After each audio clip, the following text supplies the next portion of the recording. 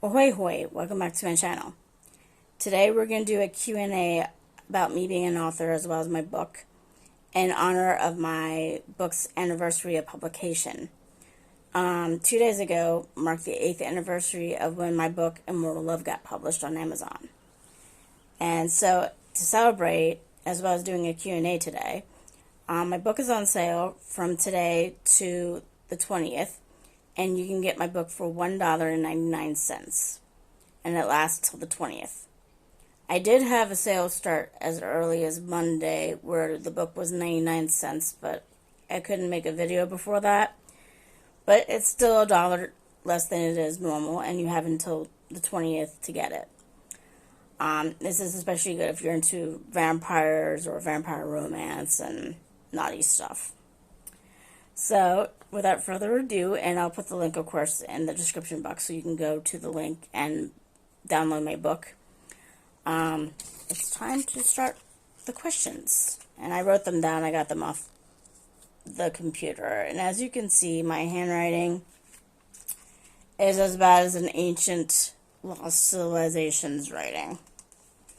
So, let's start. When did you realize you wanted to be a writer? Probably when I was 14. I really got into writing when I was 14. And it's kind of funny when I think back on it because for the longest time I hated writing. It was one of my weakest subjects in school. So I got put off a lot. But then I started writing stories, or now we would call it fan fiction, with Xena and Star Trek Voyager and other stuff beginning when I was 14 years old. I think it was Xena that I was writing for the fun of it when I was 14. But I was writing other stuff too, just for the fun of it. And I realized, well, maybe as I get older, I might become a writer. And then I didn't officially chase that idea until I moved to Sweden and decided to pursue it finally. And that was like in 2006 at least. So, yeah. How long does it take you to write a book? Well, it took me about 5 years to write Immortal Love. And it took me another 3-4 years to get it published. So, yeah. And I'm currently writing my other book, and I'm nowhere near done yet. Because I keep changing my mind on how it should be. So, I have no idea when that one's coming out.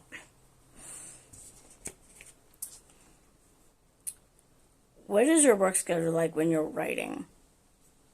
I mean, I try to write when the kids are not here.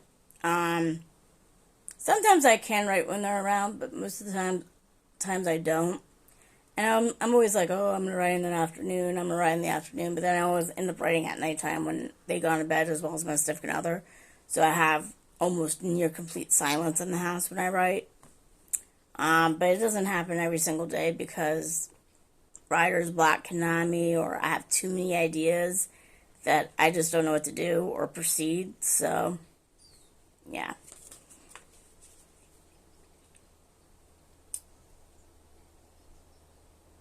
What would you say is your interesting writing quirk? Well, one reader that gave me feedback was like, you put too many commas down, which I didn't really pay attention to when I wrote Immortal Love.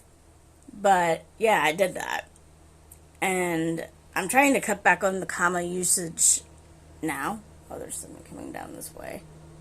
I'm outside, if you can tell. Let me see, is that going to be a tractor? Tractor? Let's make a bet what it is. Ah! It's one of those lawnmowers. I'll wait till he goes away a little bit before I proceed. That's the downside when you're doing a video outside. You have to contend with stuff like that. Okay. Writing quirk, other than the commas. I always make sure the chapters I have are even. I always make sure that the pages I write in each chapter are even. And a really weird one I have is like, if I'm writing a sentence and then I continue on to the next one and there's just one word there that drives me nuts. So there's a little bit of obsessive compulsiveness, a little bit, with my writing. But as you all know, unless you're new to my channel, I do have a disorder.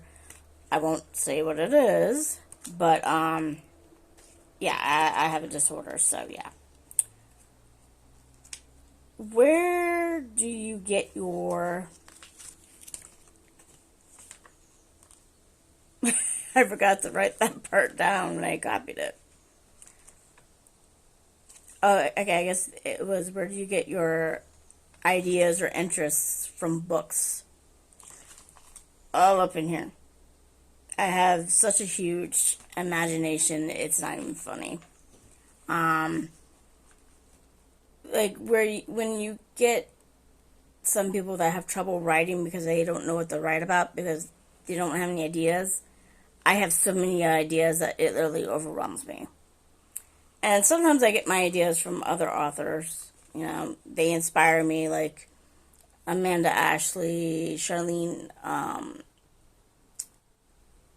Harris, I think her name is Charlene Harris, Christine Feehan. They're the ones that pretty much inspired me to write the vampire romances. And then some of the supernatural elements I also get from people like Stephen King and stuff, or even R.L. Stein. So yeah. Let's see. And then sometimes some of my ideas are just from my own creative, chaotic mind. So yeah.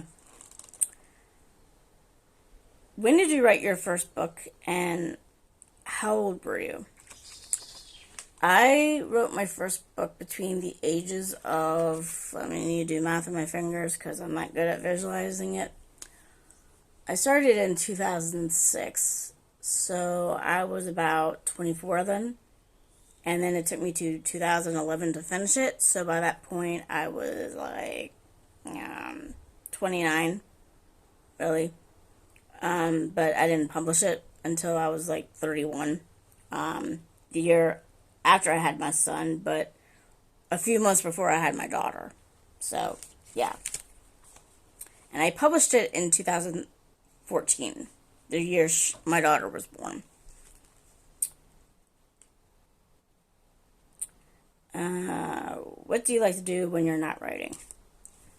Swimming is my greatest passion. So I love to swim, and I swim all year round. I like to dance. I do dance TikTok videos, or at least I started TikTok for that reason. But my dancing has gone down a lot because I'm just in a lot of pain these days. But I still like to bop and stuff.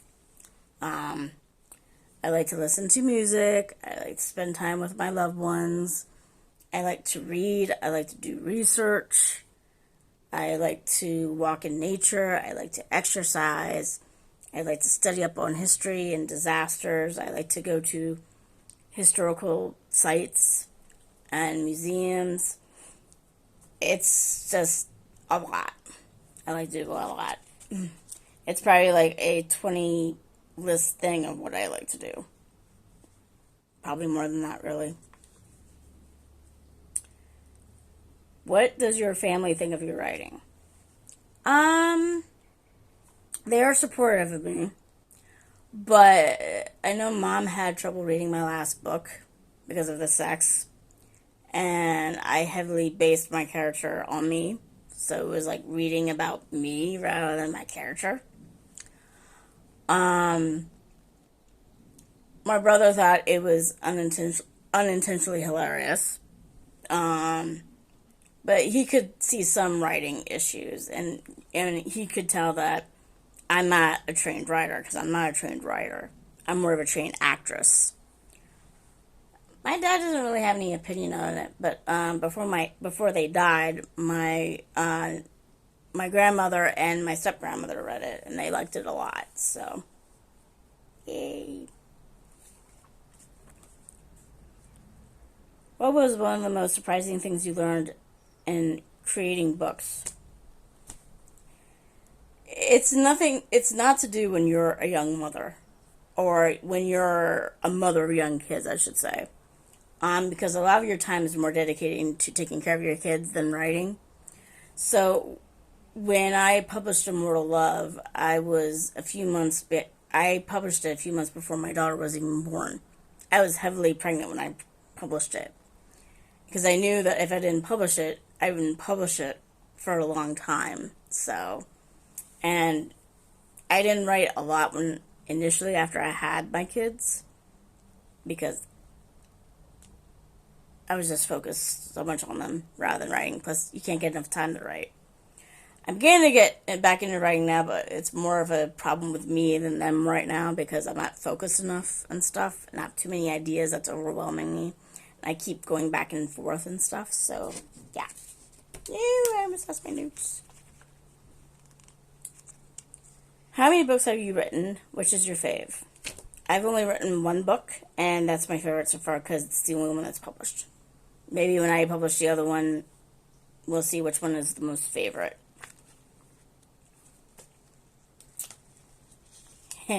Some of these questions I got from one site, another one I got from a YouTube tag, and then the other one is from questions about my book. Do you like to create books for adults or children? Right now, I consider myself to be an author that writes for adults. While it would be nice if I can write a book for my kids, there's someone in my family that does write children's books. So I feel like I should leave that to her while I work on the adult books, and then my kids can read those books when they're adults. But I prefer to write for adults because I can write a lot more than I can if I'm writing for kids. I'm just adult oriented, I guess. I probably didn't say that right, but oh well. What do you think makes a good story?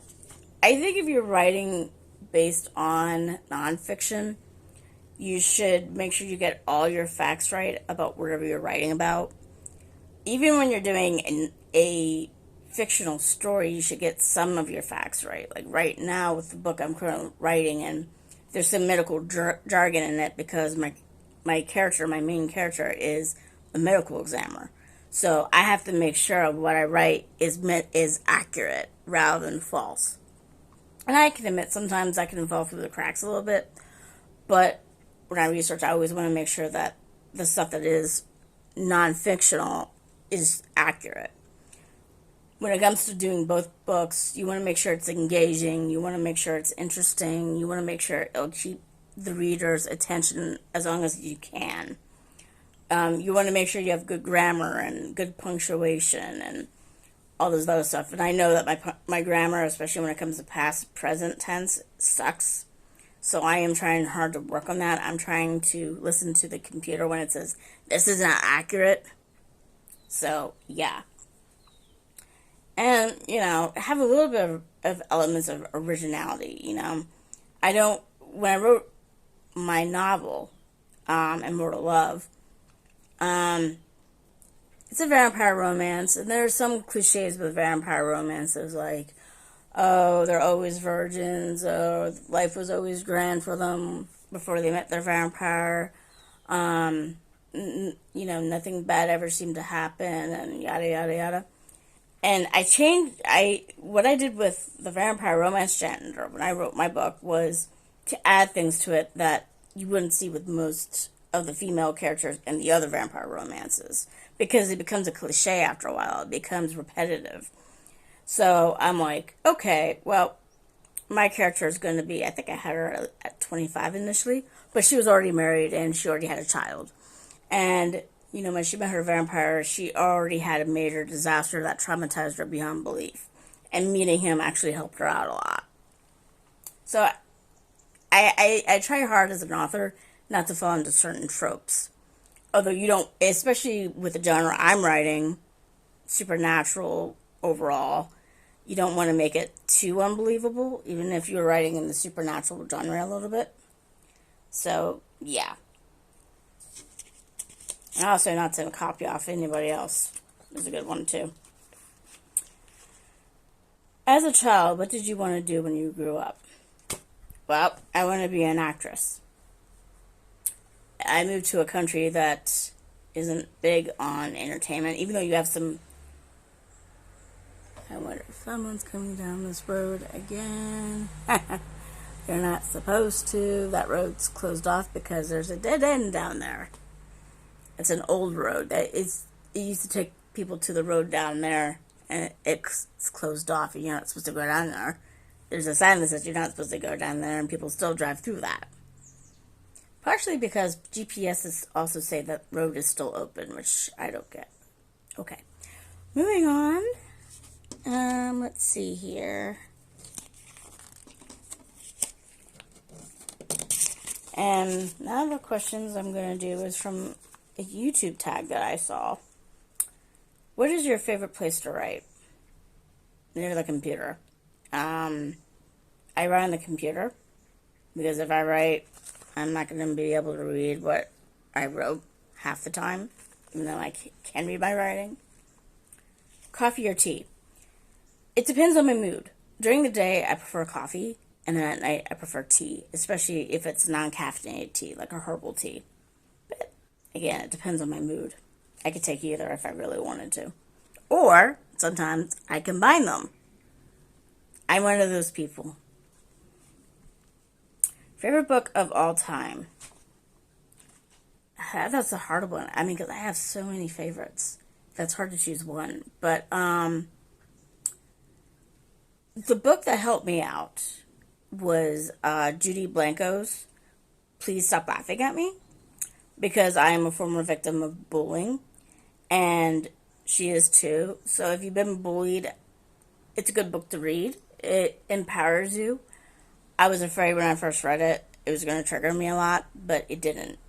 It did the opposite. It empowered me. It made me feel less isolated, and that bullying sucks donkey balls, basically. They realized I couldn't go down that way. I'm so sorry, I keep getting distracted, guys. I have the attention span of a gnat. Although that's one of the things I don't have. I don't have ADHD or ADD. Although what I have does affect my focus, so giving you guys one clue. NaNoWriter, yes or no? No. I don't write on a daily basis to begin with, and I would get out of it pretty quick. So yeah. Genre you would write if you had no restrictions. Probably horror. Probably horror genre. When I did a fanfic on fanfic.net called Decisions, which was a Saw fanfic, and I let myself go because, in a way, it's kind of limitless what they write in the Saw series. So I feel like I had a lot of freedom to really dig into my dark side, because there are times where I want to write something and then I'm worried about it because I'm worried that, oh, this is extremely insane, or she's on something, or she's clinically insane, or whatnot. I have paranoia that I'm going to be thrown into a mental institution if I write something a certain way in my books, even if it's fictional. So, yeah. But if I had no restrictions. And it's so funny about that because I don't typically like the horror genre that much. I mean, I wouldn't be able to watch it because I don't like gory things. I like thrillers. I like mysteries. And I think that's one of the reasons why I like the Saw series, because it had a lot of mystery to it. And which, allures me and stuff. But, yeah. I mean, I would like to write horror just to dig in my dark side a little bit, but it won't happen. If you could have a superpower, what would it be? Healing. I would heal people. Like, if someone would have cancer, I would heal them just so it can be taken away from them. If they have Alzheimer's or something, I would just do this and heal them from it. And heck, I can heal my own stuff from my little disorder and stuff. So I would like to have the gift of healing. And I would hope that I can have the gift of having longevity because of that healing power. Because I would like to live for a long time. What kind of music do you listen to when you write? Usually nothing, because music would distract me. I would start bopping around and dancing rather than being focused and writing and stuff. I do listen to ASMR sometimes, but that makes me sleepy, so it's better if I don't hear anything when I write. Who's your favorite author? I have a lot of them. Well, there's Stephen King. There's R.L. Stein. There's Charlene Harris. There's Amanda Ashley, Christine Feehand. There's so many people. And they mostly inspire me with what I write anyway. What kind of music... Did I already write that later? Two of the same questions. Must have repeated it and not know it. Okay, if you could live anywhere, where would it be? I'm content living here in Sweden. I would like to live in a very old house. A house that has over 100 years of history. Either in a small town or in the countryside. And it doesn't matter if it's in Sweden or the US or even the UK. I would live there. Especially if it's haunted. Yeah, I'm a little bit weird in that department. I can hear the train go by. And what do you get when you get writer's block? What do I get when you get writer's block? Or what do I do when I get writer's block? I don't know. I just wait it out. Let my thoughts organize themselves on their own rather than try to force it and stuff. Because then I probably will change it back eventually if I'm not satisfied with it. Which is about right. And last but not least, questions involving my book, Immortal Love. What scene didn't make the final draft and published story? I know one right off the top of my head. So this is a little gross. My main vampire, during the Black Death, I couldn't remember what year exactly it was, but it was sometime during the Black Death ravaging probably Europe. And he comes across a woman that's dying. And she asks him to kill her. But, well, that part is still in the book, but the part before that is not in the book, which is basically she asked him, I want to lose my virginity before I die. And when my editor read that part, she was like, no, no, and no. First of all, losing your virginity was not a big thing back during that time. You know, you wanted to keep it as long as you could. And of course, if this was before marriage, you definitely did not want that to happen. Also, not to mention, probably a little disgusting. And I agree with her, and I didn't think that through. Probably wrote that when I was really tired and not thinking straight. So I axed that scene completely from my book. And I'm glad I did, because I think that would have grossed out a lot of people. 2. I heard that Genevieve originally originated in something else you wrote. What was it? Yeah, I had written, in my mind initially, it was going to be like a script for a Star Trek Voyager episode, which of course the writers of Star Trek Voyager wouldn't have known about. And it's safe to say this would have been known as a fanfic, even though I did have hopes to, have it be on Star Trek Voyager. She was the daughter of a captain on another ship that was lost in the Delta Quadrant. And she was known as Ensign Genevieve Noland. Well, here's the problem when you have aspirations of writing for a TV show where you're not part of the writing staff, is that things can change really quickly to the point where wherever you wrote is completely obsolete when they show something different on the television. And I didn't just have that problem with Star Trek Voyager, I had that problem with Xena too. So my character Ensign Genevieve Nolan became a part of my novel, Immortal Love. So, yeah.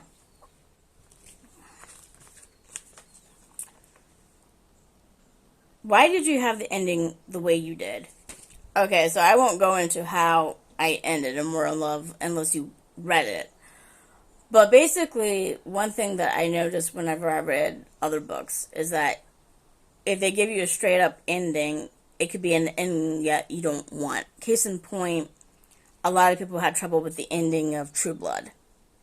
And I did too, but I didn't blame Charlene Harris for being like that because she was already, it seems to me, I can't speak for her, but it seems like she was becoming jaded by how True Blood was going because it wasn't going 100% where she was writing her books at, which is one of the reasons why I stopped watching True Blood, because I like the way it was in the books better. So the way she ended it, I wasn't happy about. Trying to think of other stories that I wasn't so happy about either. But anyway, there's been times where I wasn't happy about a way a book ended. So rather than say straight up how Immortal Love ended, I had it end in such a way where people can think of what eventually happened to Genevieve and Lucian, you know. I won't go into it, but if you read it, you know what I'm talking about. Whatever you think happened, probably did. I mean, it doesn't have to be how I envisioned it. That's the way I written it to be, to have an ending that you want to have it as. So, yeah. Did you get bored? Or no, not bored. That says burned. My handwriting sucks. Did you get burned out on writing about vampires after Immortal Love? Yes, I did, initially. I got very burned out on it. I got sick of it. But then now that I'm finding years later, after I published it, 8 years later to be exact, I'm beginning to go back to vampires now. My novel won't be a vampire romance. It's going to be more of a supernatural thriller or some sort. I haven't exactly decided. It's going to be at least a thriller. But yeah, apparently I like writing vampires again, so the burnout does go away after a while. Are you writing another book related to Immortal Love? No. I don't do series, only because it takes me 100 million years to write another novel after the previous novel. And I think I already answered how long it took me to write Immortal Love. 5 years. And it's taking me a long time to write this new novel because I keep changing it, and there'll be one story and then I switch to a different story, and yeah.